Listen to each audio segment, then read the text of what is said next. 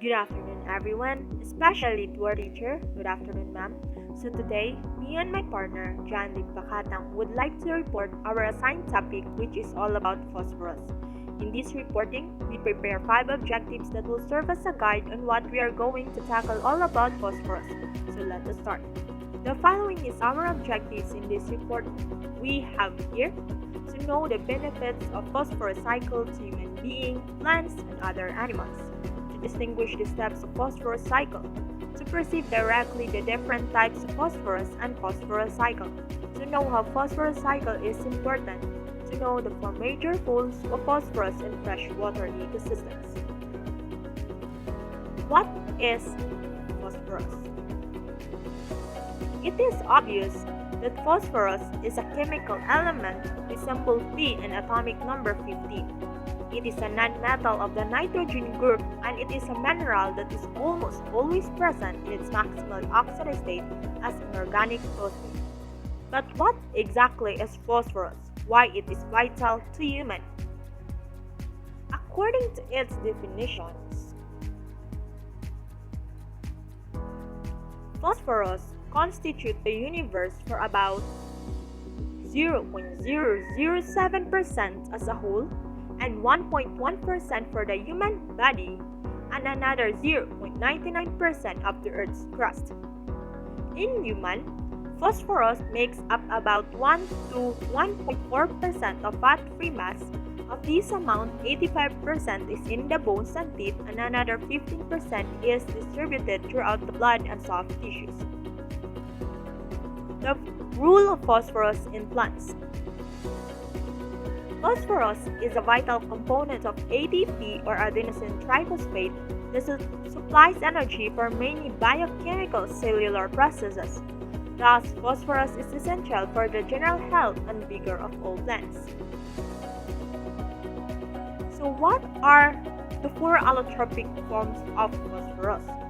And how did these 4 phosphorus differ with each other? So these are the 4 allotropic forms of phosphorus. The first is the white phosphorus. Second, the violet phosphorus, black phosphorus, and lastly, the red phosphorus. So what is white phosphorus?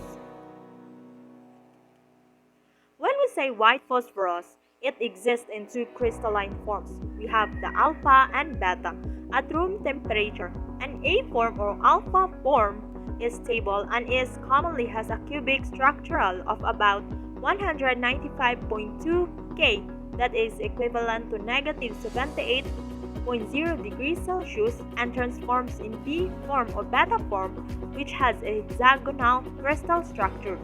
White phosphorus is the least stable, the most reactive, the most volatile, and the least dense and the most toxic of the allotropes. Red phosphorus is polymeric in structure, meaning it consists of essentially repeating structural units that can be viewed as derivative of P4, wherein one to P bond is broken and one additional bond is formed. Violet phosphorus is a form of phosphorus that can be produced by day-long annealing of red phosphorus for about 550 degrees Celsius. Black phosphorus, on the other hand, is the least reactive allotrope and the thermodynamically stable form below 550 degrees Celsius, that is equivalent to 1022 degrees Fahrenheit. It is also known as bimetallic, resembling that of graphite. So these are the 4 pictures of the allotropic forms of phosphorus.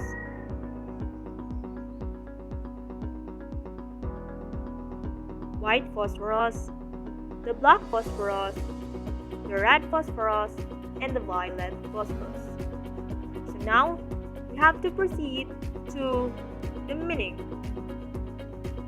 of phosphorus cycle. So what is phosphorus cycle? According to its definition, phosphorus cycle, it is a biogeochemical cycle, a process moved through lithosphere, biosphere, and hydrosphere. The phosphorus cycle is the biogeochemical cycle that describes the movement of phosphorus through lithosphere, hydrosphere, and biosphere. It is essential for animal and plant growth as well as the health of microbes inhabiting the soil, but it is gradually depleted from the soil over time. It usually solids at the typical ranges of temperature and pressure found on Earth. So what are the four steps of phosphorus cycle? So these are the four steps of phosphorus cycle. First, weathering. Absorption of plants. Absorption by animals. Return to the environment through decomposition. So when we say weathering, in the phosphorus cycle, phosphorus found in the rock in abundance. That is why the phosphorus cycle starts in the Earth's crust. The phosphate salts are washed away into the ground where they mix into the soil. The phosphate salts dissolved in the water are absorbed by plants. However, the amount of phosphorus present in the soil is very less. That is why farmers apply phosphate fertilizer on agricultural land. The aquatic plants absorb inorganic phosphorus from lower layers of water bodies.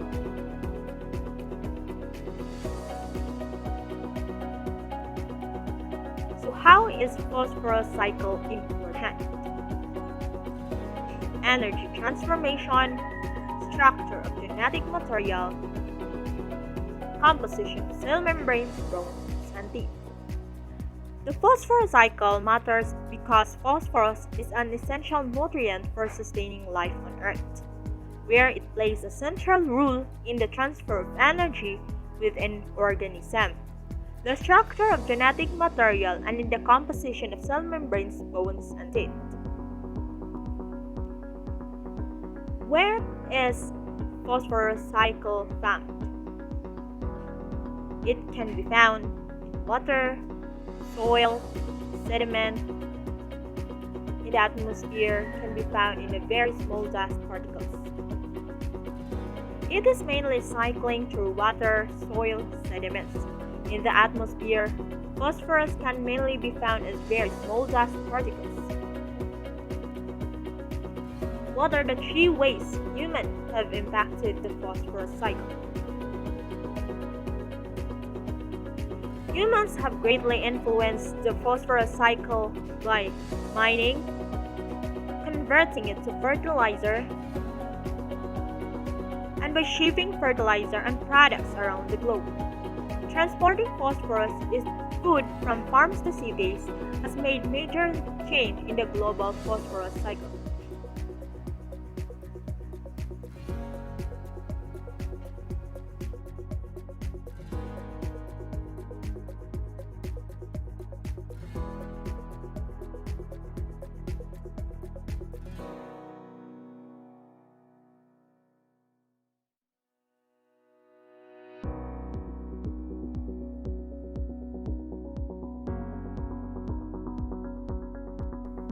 So we are now here in the global phosphorus cycle that includes four processes.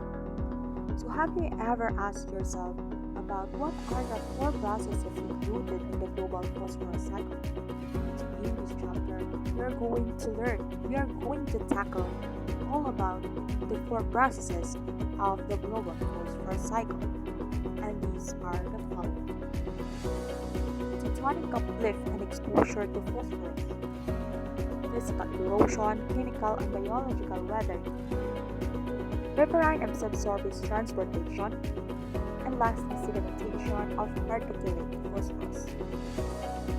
The global phosphorus cycle includes four major processes: tectonic uplift and exposure to phosphorus-bearing rocks such as apatite to surface weathering, physical erosion, chemical and biological weathering of phosphorus-bearing rocks to provide dissolved and particulate phosphorus, soils, lakes, and rivers.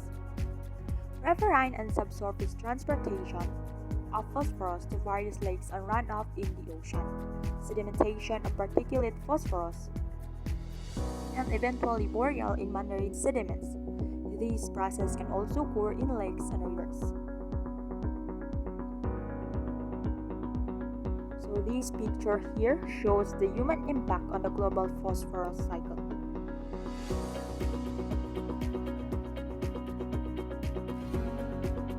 This picture illustrates the major reservoirs and fluxes of phosphorus. The oceanic photic zone, idealized in the cartoon, is typically thinner in coastal environments owing to turbidity from continental perigenious input and deepens as the water column clarifies with distance away from the continental margins. The distribution of phosphorus among different in the grounds.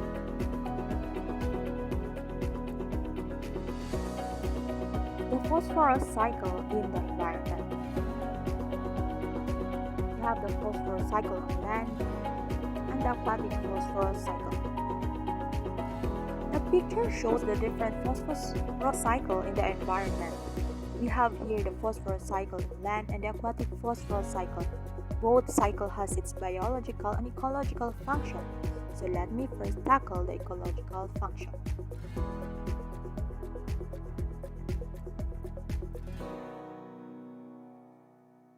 The ecological function of the two cycles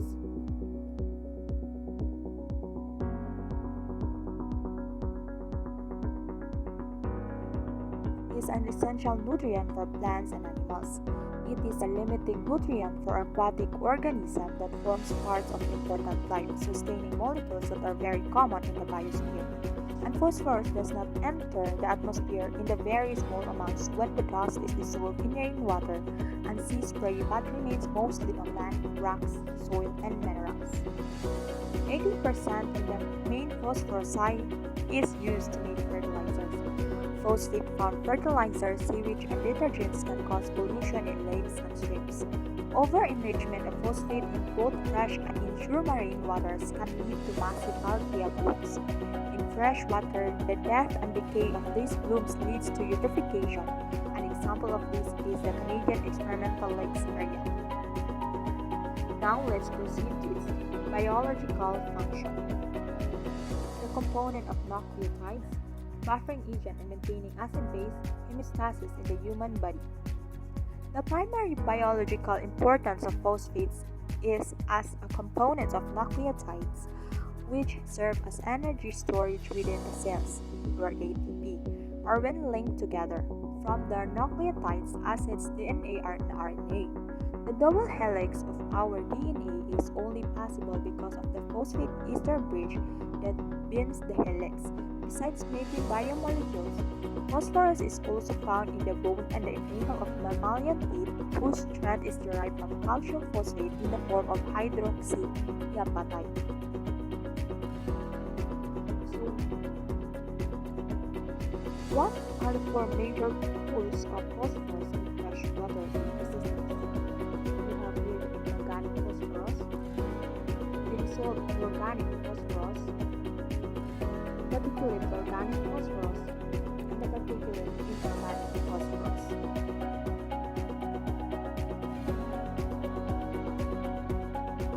Phosphorus cycle in the water. Eutrophication. Enrichment of water to nutrients that lead to structural changes to the aquatic changes.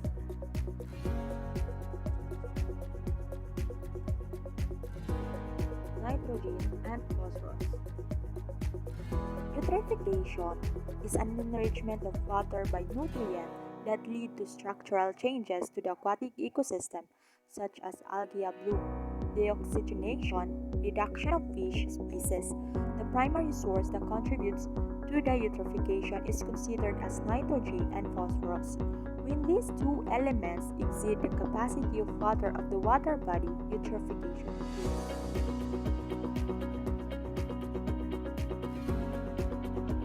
Wetland frequently applied to solve the issue of eutrophication.